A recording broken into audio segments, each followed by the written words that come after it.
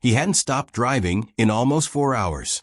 The fuel light had been blinking for the last 20 minutes, and Adrian finally pulled into a rest stop just outside of a town he'd never heard of. Somewhere between the city he left and the life he was building. He stepped out of the car and stretched, rolling his neck, feeling the weight of the week crack loose from his shoulders. 3 closings in 5 days. $2.4 million in commission. His phone had 17 unread messages, and every single one of them was good news. He walked toward the gas station like a man who owned the ground beneath him. And in some ways he did.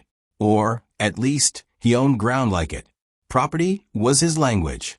Square footage, zoning permits, appraisal values.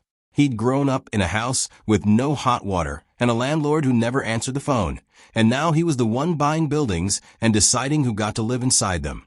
That was the version of the story he liked to tell.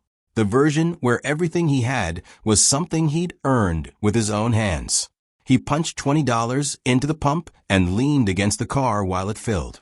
The air smelled like diesel and pine needles and something fried from inside the station. He checked his watch.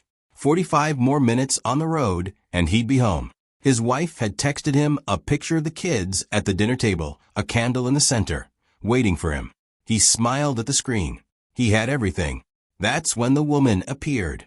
She came from the side of the building, slow, like someone walking through water. Old coat, too big for her. Hair tied up with something that might have been a rubber band. She had a plastic bag in one hand, the kind you get from a pharmacy, mostly empty. She walked up to him directly, not begging with her posture, not shuffling. She looked him in the eye and said she hadn't eaten since yesterday, and could he spare $1 so she could buy a bread roll from inside.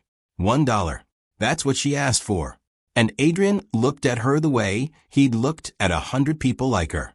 The quick scan. The coat. The bag. The shoes, taped at the sole. He did the math in his head the way he always did, not of what she needed, but of what she probably was. An addict. A grifter. Someone working an angle. He'd seen it too many times. People standing at intersections with cardboard signs and brand new sneakers hidden behind the guardrail. People who made more panhandling in a day than some of his junior agents made in a week. He told her no. Not unkindly. Just quickly. The way you close a door you were never going to open. She didn't leave. She stood about 5 feet away, not staring exactly, but not looking anywhere else either. Just present. Like she was waiting for something that hadn't happened yet. He tried to ignore her. He pulled out his phone again. Scrolled through emails. Read a text from his business partner about a new listing. But he could feel her standing there the way you feel a sound you can't identify. This low hum at the edge of your attention that won't let you settle. He looked up, and she was still watching him. Not with anger. That's what unsettled him.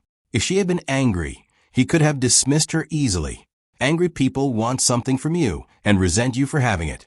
But her face wasn't angry. Her face was something else. Something closer to patience. It made him furious. He asked her what she was looking at. She said nothing. He told her the gas station probably had day-old food they'd give her for free. She didn't move. He said there was a shelter 2 towns over. She tilted her head slightly, the way someone does when they've heard something familiar and disappointing. He felt his neck getting hot. He told her he worked 80-hour weeks for his money, that nobody gave him anything, that he started with nothing and built everything he had from the ground up, and he wasn't about to hand it to a stranger at a gas pump because she couldn't figure out how to do the same. He said all of this to a woman who had asked him for a single dollar. She spoke again. She asked him if he remembered what it felt like to be hungry. Not as a concept, not as a word, but the actual sensation of it. The kind of hunger where your body starts to feel like it belongs to someone else. He told her he didn't have time for this. She said something strange then.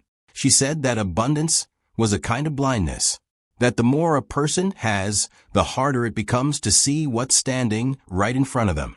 She said she wasn't asking him for charity. She was offering him something, and all it would cost was $1. He almost laughed. He asked her what she could possibly offer him. He had a house, a family, a career, a name. He had equity in 4 commercial buildings and a vacation home he hadn't even visited yet. He had everything a person could measure, and she had a plastic bag and a broken pair of shoes. She said that was exactly the problem. He got back in the car. He closed the door hard enough to make a point. He turned the key, and the engine hummed to life. Through the windshield, she was still standing there. He put the car in reverse and glanced in the mirror, and she was there. He pulled forward and straightened the wheel, and she was there. And something kept him from pressing the gas. He couldn't name it. It sat in his chest like a stone he hadn't known he'd swallowed. He told himself it was nothing. He told himself she was nobody. He told himself $1 meant nothing to him. And that's exactly why he shouldn't have to give it away, because if it meant nothing, then why was she asking? And if it meant nothing, then why couldn't he let it go? That thought circled him like an animal. He put the car in park. He sat there, hands on the wheel, engine running. He watched her through the glass. She wasn't coming closer. She wasn't performing sadness.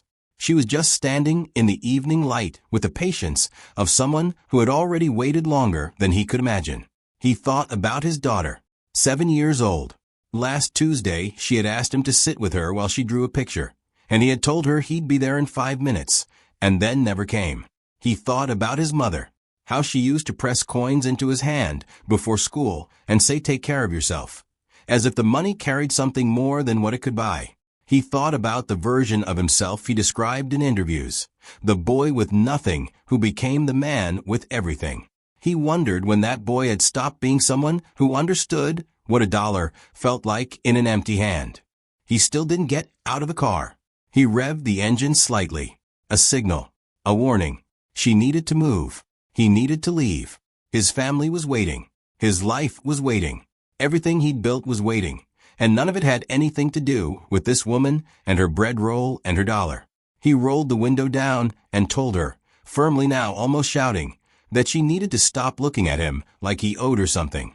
That he didn't know her and she didn't know him. That whatever she thought she saw in him, she was wrong. She stepped closer. Just one step. And her voice dropped low, not to a whisper, but to the register where you say things that are not meant to persuade, only to be true. She said she'd been watching people pull into this station for a long time, watching them look through her like she was fog. She said most of them drove away and never thought about it again. But some of them, the ones who were almost ready, they lingered. They couldn't leave because something deeper than their pride knew what was happening. He asked her what she meant by that. What was happening? She said every person gets a moment where the whole weight of who they are sits on something small. A door held open. A word said to a stranger. $1 offered without being asked twice. She said most people don't recognize the moment when it comes. They think the test will be grand, that it will look important, that there will be music and gravity. But it never works that way. The test is always ordinary. It is always something you could easily refuse. That's what makes it a test. He felt the stone in his chest crack, just slightly. He asked her who she was. She looked at him for a long time. And then she said something he would carry for the rest of his life.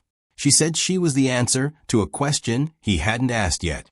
She said that every person he had ever walked past, every hand he had ever refused, every face he had ever looked through, they were all asking him the same thing. And the question was never about the money. The question was whether he could see them. She said the $1 was never for her. It was for him. It was the smallest thing he could give, and that was the point.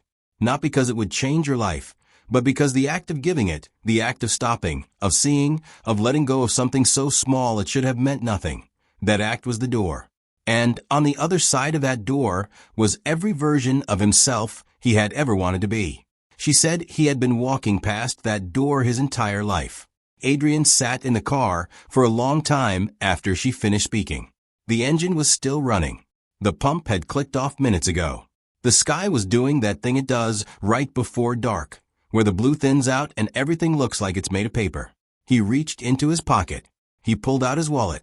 He had $600 in cash, 3 credit cards, a business card from a man who wanted to give him more money, and a photo of his children tucked behind his license. He pulled out a single bill. He got out of the car. He walked over to her. And when he held it out, his hand was shaking, not because it cost him anything, but because he understood now that it should have. She took the $1. She looked at it. She looked at him, and she said something so quiet he almost missed it. She said, "That's all it ever costs. And it's more than most people are willing to pay." He drove the rest of the way home in silence. No radio, no phone calls, just the road and the dark and the feeling that something behind his ribs had been rearranged. When he walked through the front door, his daughter ran to him and grabbed his legs, and he picked her up and held her like he was memorizing the weight of her. His wife asked him if he was okay. He said yes. But he stood at the kitchen window for a long time after the kids went to bed, looking at his own reflection in the glass, trying to see what that woman had seen, trying to understand how a single dollar could weigh more than everything he owned. He never saw her again. He drove back to that rest stop 3 times over the following weeks. The attendant inside said no one matching her description had ever been there. The security camera footage showed Adrian standing at the pump, alone, talking to no one. He tells himself there's an explanation. He tells himself he was tired. He tells himself the mind plays tricks on the highway at dusk. But every time he passes a stranger asking for help, he stops. Every time. He reaches into his pocket without thinking, and he gives whatever he has, not because he's generous, but because he's terrified. Because he knows now. He knows the test is always small. He knows the cost is always nothing. And he knows the price of failing, it is everything you can't buy back.